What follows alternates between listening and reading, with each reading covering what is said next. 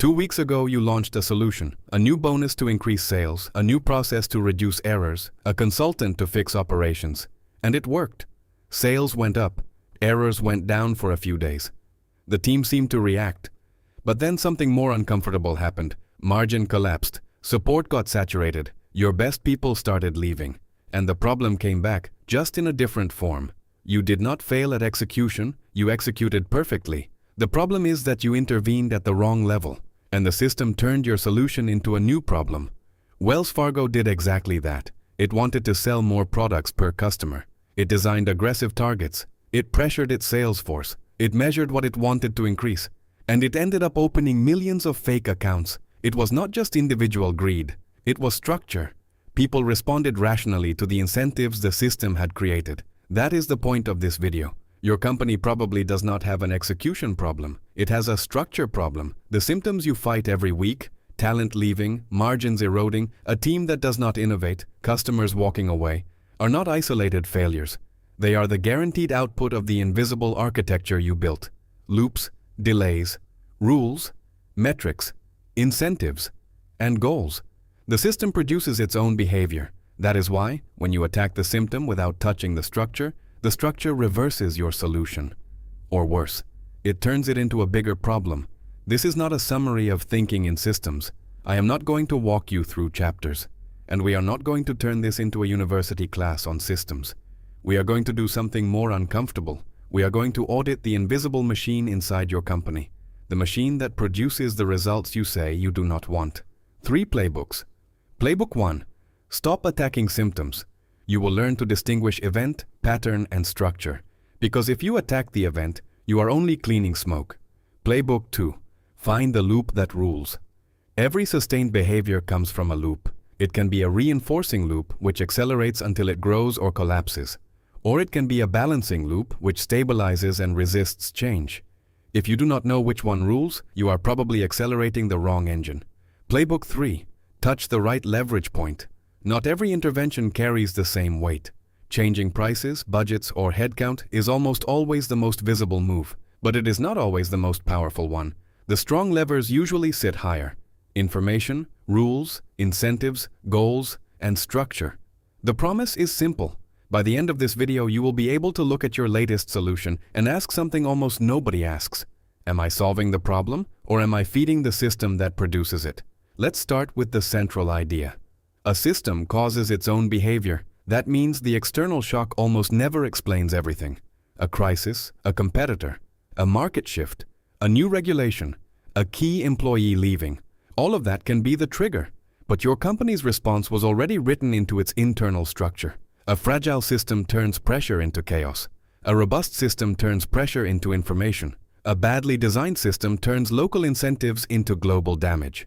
That is why Donella Meadows is so useful for operators.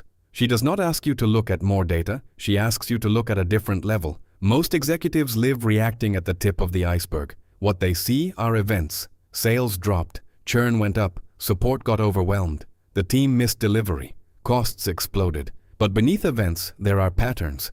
And beneath patterns, there is structure. That is where the real problem lives. If every quarter your team is late, that is not an event. It is a pattern. And if the pattern repeats, there is a structure producing it. Goals, incentives, information flows, processes, dependencies, delays, insufficient capacity. When you only attack the event, you may look fast. But you are not being strategic. You are being reactive with a budget. There is another key idea, bounded rationality. Nobody inside your company has to be sabotaging anything for the system to produce bad results. Each person may be making perfectly logical decisions from their position. Sales pushes discounts because it needs to hit quota. Operations rejects changes because it needs stability. Product adds features because it wants to close deals. Finance cuts capacity because it needs to protect margin. Each local decision may look rational, but together they can destroy the whole system. That is the point. If the global result is a disaster, the problem is not always the people. Sometimes the problem is the design of the game. Changing people without changing structure only restarts the cycle. You bring in a new VP, you hire another consultant, you change the dashboard, you create a new weekly meeting, and 6 months later, you are in the same place, because the system still rewards the same thing. punishes the same thing, hides the same information, and pushes people toward the same behavior. First operating rule: before blaming the person, audit the structure that makes their behavior rational. That does not absolve anyone, but it gets you closer to the cause. Playbook 1. Stop attacking symptoms. The visible event is not the problem. It is the tip of the iceberg. When you intervene at the event level without touching the structure, the system reverses you. Or worse, it hides the problem until it explodes. Look at the Boeing 737 MAX. The problem cannot be reduced to software failed. That would be too comfortable. There was a deeper structure. Larger engines changed the aerodynamics of the airplane.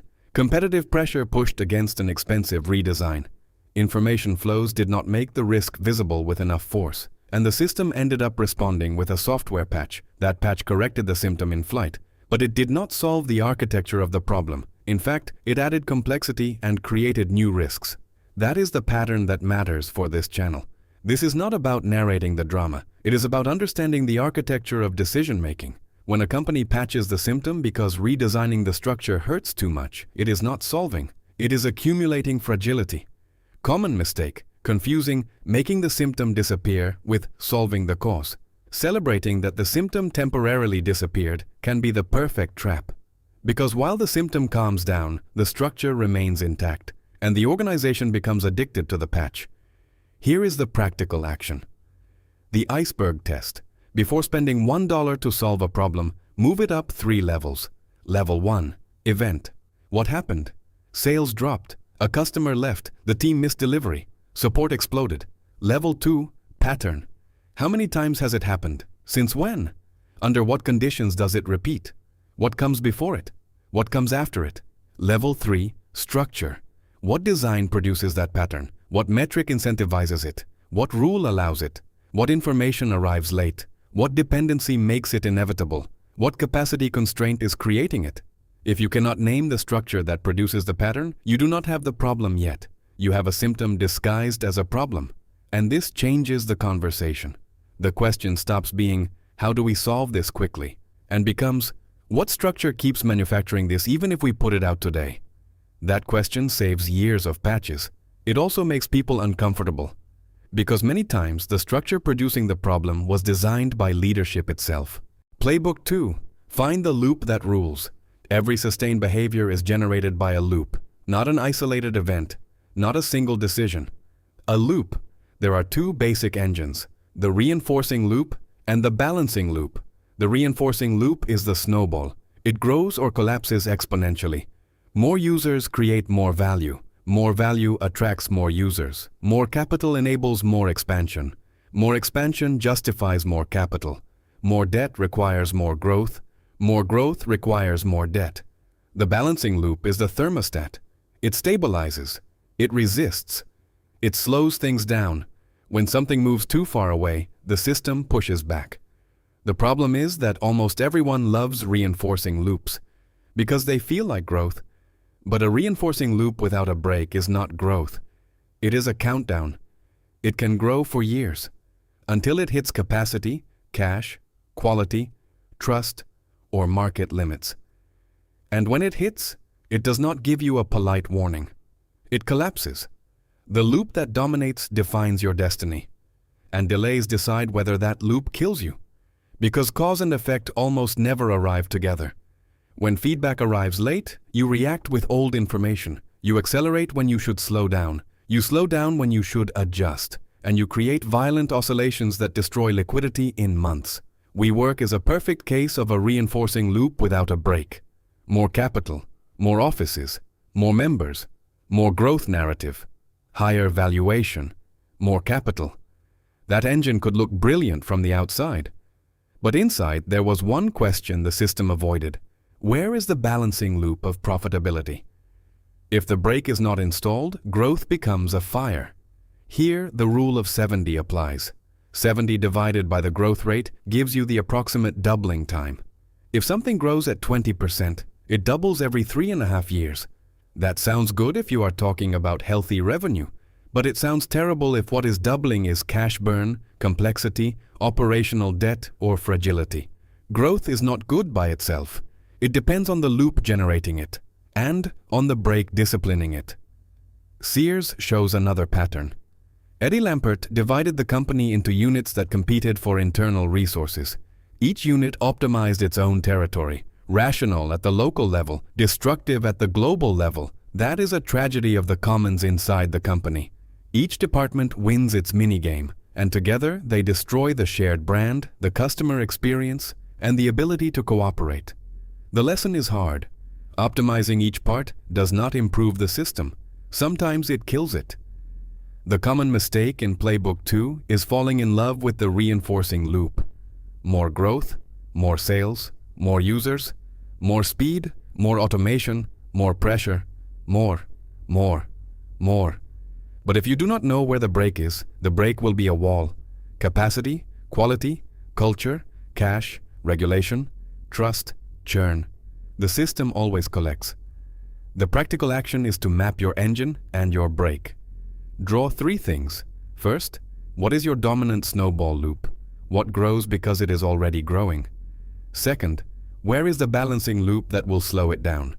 Market, capacity, cash, talent, quality, trust. Third, how much delay exists between your decision and the feedback that measures it? If you decide today and the system responds 6 months later, you are driving through the rear-view mirror. And when you drive through the rear-view mirror, speed is not an advantage, it is risk. The question is not only, how do we grow more? The right question is, what loop are we accelerating and what brake are we ignoring? If you cannot see the brake is a wall. Playbook 3. Touch the right leverage point. Not every intervention carries the same weight. There is a ladder of leverage, and almost everyone pushes with full force on the weakest lever. At the bottom are parameters, prices, budgets, headcount, bonuses, numerical targets, the things everyone adjusts.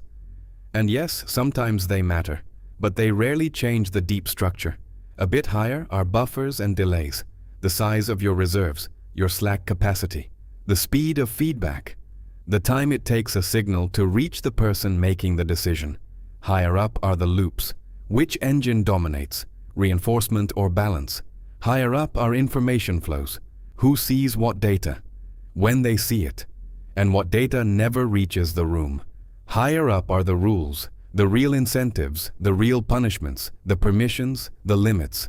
What gets rewarded even if nobody says it out loud. And at the top are the goals of the system. What it is truly optimizing, not what the mission says. What the system proves through its decisions. Moving parameters with maximum effort produces minimum change. Order of magnitude change lives higher up.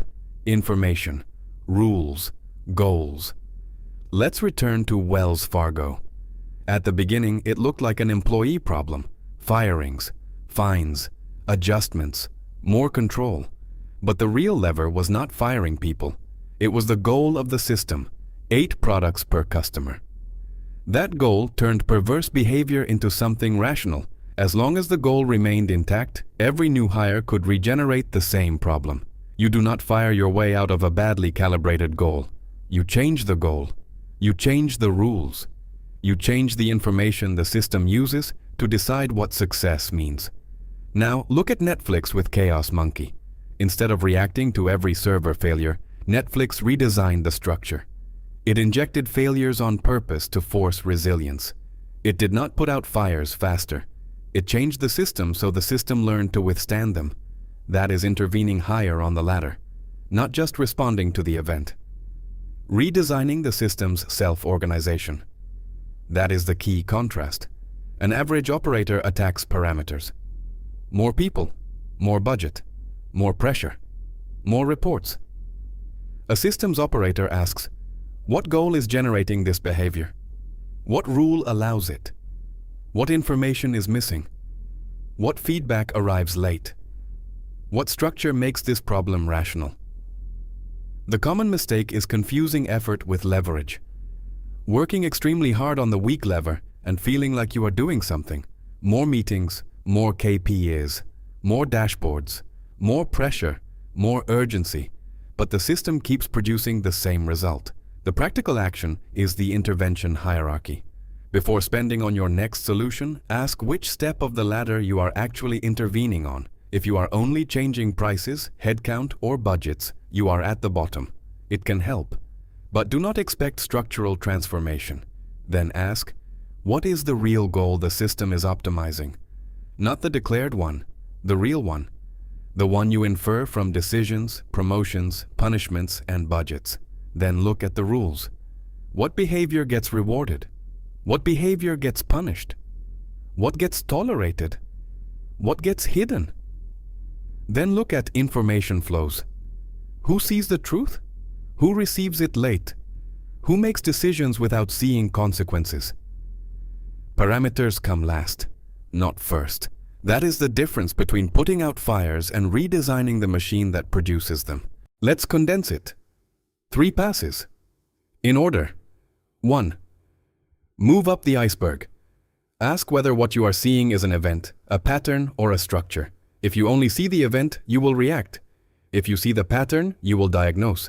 If you see the structure, you can intervene. 2. Find the loop that rules and its delay. Ask whether you are accelerating an engine without a brake, or whether you are fighting against a balancing loop that always reverses your changes. 3. Intervene higher on the ladder. Goal, rules, information, not just parameters. That is the protocol. The system causes its own behavior. Your job is not to put out fires faster, it is to stop being a firefighter and become the architect of the machine that produces them. That sounds elegant, but in practice, it is brutal. Because many times it means admitting that the company's favorite solution is part of the problem. The bonus, the metric, the process, the meeting, the automation, the cut, the campaign. The intervention that looked like efficiency may be the mechanism feeding the deterioration. 1 task today. Take the problem you are solving this week and run it through 3 questions. First, name the structure that produces it, not the event. The structure. Second, name the dominant loop and its delay. What engine feeds it? What brake contains it? And how long does the feedback take to appear? Third, look at what step of the ladder you are actually intervening on. Price, people, budget, rules, information, goal. If you are only in parameters, pause. Move up. If your only tool is to accelerate or fire people, you are not solving the system. You are feeding it. And here is the uncomfortable question. What part of your current solution became necessary only because you never touched the structure? That answer hurts, but it is the beginning of real work. Rumelt gave you the strategy. Meadows gave you the machine that executes it. And she also showed you why the machine reverses it when the structure is not aligned. We are not here to sell motivation. We are here to audit machinery. Before commenting, "Great video," answer this. What trap did you see operating inside your company? A wrong goal, a displaced problem, internal competition that destroys the whole, a reinforcing loop without a break, a delay that makes you react too late, a metric that rewards damage, a patch that has already become an addiction. Tell it without names. If you cannot name the trap, you are probably still attacking the symptom. And if this video made you look at a recent solution with suspicion, it did its job. Playbooks de Caga turns strategy books into executable manuals. Less theory, more decisions. See you in the next playbook.